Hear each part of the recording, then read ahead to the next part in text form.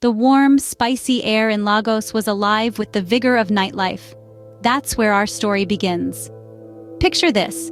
Korede, a young woman, was just winding down from a quiet dinner when suddenly, her tranquility was shattered by the relentless ring of a phone call.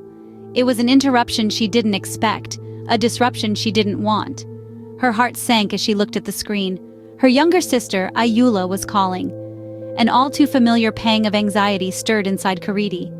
Arriving at Ayoola's apartment, the sharp scent of bleach was the ominous greeting. It was a scent Korede had come to associate with her sister's follies, and with it came a sinking feeling of dread. The air was thick with tension, the kind that sticks to your skin and refuses to let go.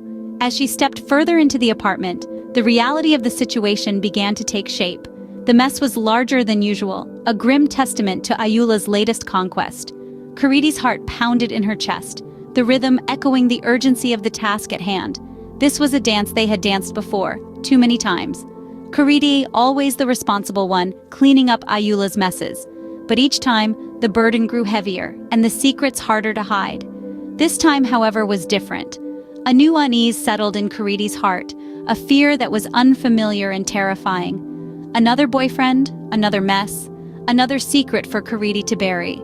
But this time a different emotion clawed inside Korede.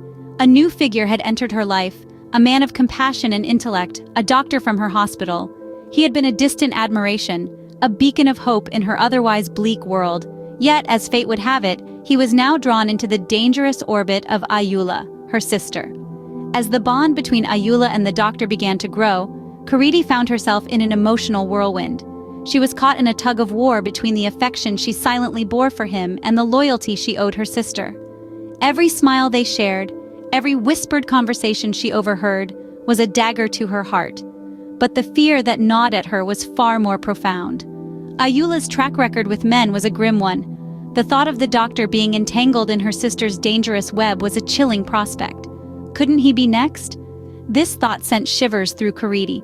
She was torn between love, duty, and fear. Then came that fateful night, the chilling scene. Ayoola raising her hand over the doctor. The air was taut with tension as if charged by an unseen electrical current. The doctor, oblivious to the danger that lurked behind him, continued his work, his back turned towards Ayoola. Korede's heart pounded in her chest like a drum. The evening had been a whirlwind of emotions. Her sister's intentions were now clear as a polished mirror. The deadly dance was about to begin, and the doctor was the unfortunate partner. Korede's mind raced, thoughts colliding like atoms in a super collider. Her sister, the doctor, the knife. The elements of the scene before her were a vicious cycle, a dangerous dance of death. She felt a shiver of fear snake down her spine. The dread was palpable, a monstrous entity that threatened to consume her. But beneath the fear, there was a spark, a tiny flicker of resolve that refused to be extinguished. The stakes were high, higher than they had ever been, and for the first time, Korede was ready to gamble.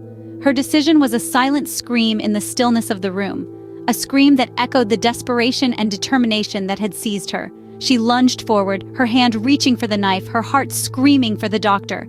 And then the lines were crossed. Love, duty, fear, all gave way when Korede lunged and the knife clattered onto the floor.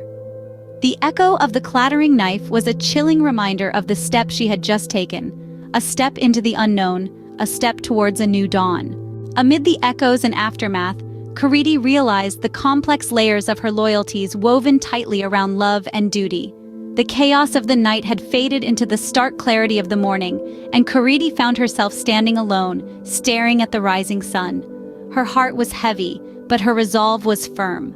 The path before her was no longer obscured by the shadows of her sister's deeds or the tangled web of emotions she felt towards the doctor. She knew now that she had a choice to make, a path to tread that was solely her own. This was her moment of reckoning, her chance to break free from the shackles of her past and stride towards a future she could shape herself. The path to redemption was now clear, a journey she decided to walk alone, paving the way towards justice, redemption, and a brighter tomorrow.